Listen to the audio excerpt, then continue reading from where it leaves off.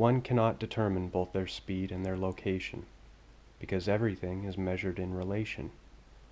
Relativity and the double-slit photon split, particle or wave determined by observation.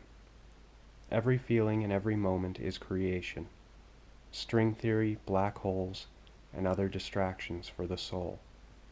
Samadhi, kundalini, born again, pain, pleasure, and excess of sin, we all get there in our own way. Everything that has a beginning has an end. Where the spiral spills its tangent into a void we cannot comprehend, but sometimes there are those fortunate enough to ride the cycle yet again. Now these were originally in the descriptions for some of my videos, just randomly written when I was drunk or stoned, probably over 3 years ago, but less than 6, somewhere in there. So one cannot determine both their speed and their location because everything is measured in relation. And how would I explain that? Because it's just one of those principles. Like, let's say you have Earth sitting in space and we're rotating around the sun. But that doesn't mean the sun is necessarily in one spot. It's also rotating with the rest of the galaxy. And so it's hard to determine something's speed because its speed is always measured in relation to something else. And so in a way, we have no idea how fast we're going or where we are. It's relativity. And the double-slit photon split, the double-slit experiment, where light can either be a particle or a wave, depending on whether you're observing or not. Every feeling and every moment is creation. String theory, black holes, and other distractions for the soul. In essence, you can learn all this stuff, and if you're a scientist, you can apply it. But this is life, and no matter how much you fill your head with this stuff, the reality, the meat and potatoes of life, is the same as it has been for a long time, the same way it is for most people. Wake up, shit, shower, shave, do your day, and then come home and go to bed. Samadhi, kundalini, born again, pain, pleasure, just listing different, samadhi is, or samadhi, I'm not even sure how to pronounce it, is a spiritual practice in, I think in Hindu religion, but it might be Buddhism as well. I know kundalini is Hinduism, born again, like Christians. Pain or pleasure, there are people that will hurt themselves.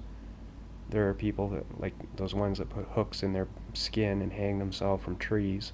For some reason that's legal, but mushrooms aren't. Pleasure, people that just get around, maybe not just drug taking, but also sex addicts and stuff. And excess of sin, like when somebody murders people, goes to prison, and then finds God. I mean, we all get there in our own way. I'm not necessarily condoning or condemning any of it, but everything that has a beginning has an end. Where the spiral spills its tangent into a void we cannot comprehend.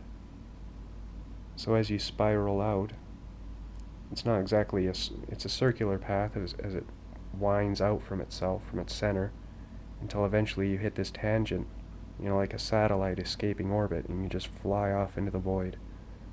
But sometimes there are those fortunate enough to ride the cycle yet again. And I think I'm alluding to reincarnation, which I don't necessarily believe in.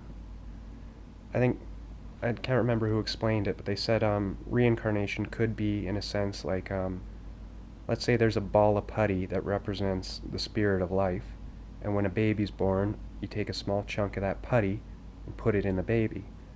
And when that baby grows up and dies, you take the putty back, put it into the ball, and then another baby's born, and you take a piece of putty out of the ball again. Now, it's not the exact same piece that you just put in from that one dead person. It could have elements from a whole bunch of different dead people. And so I don't think there's any kind of direct reincarnation. I just think that we're all, like that line that Bill Hicks said, we're all a living thing that experiences itself subjectively, and in a way we're all the same person, but we're imagining ourselves differently. And as nice as sentiment like that is, in real life, yeah, we're all very different, and it can be very confusing. But in essence, we're all kind of doing the same things.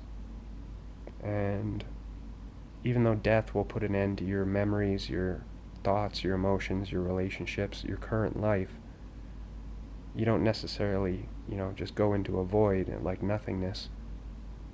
But the you that you're identifying as you based on your body, your experiences, your neurochemistry, that is you. In essence, it has a name. I'm Scott. But if I die, that gets erased except for whatever legacy that I leave in the physical world. And then if parts of me arise in future people that are born, the legacy that I've left in the world is in essence a kind of an imprinting of myself on future people that have elements of myself, my spirit, in them. God, this is hard to explain. It's just a bunch of little blurbs that I wrote, and then I stitched them together so I could do this video. Anyway, thanks for stopping by, and have a nice day, everybody.